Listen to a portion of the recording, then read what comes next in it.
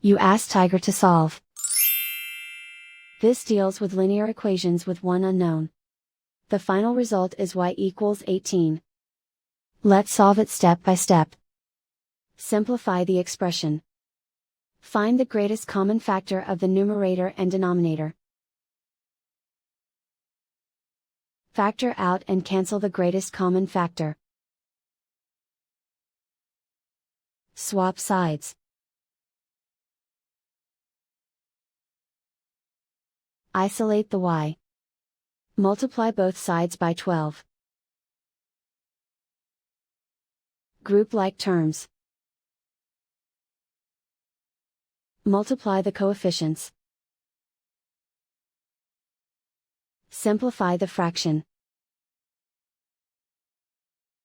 Multiply the fractions.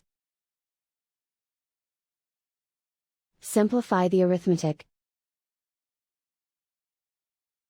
And so the final result is y equals 18.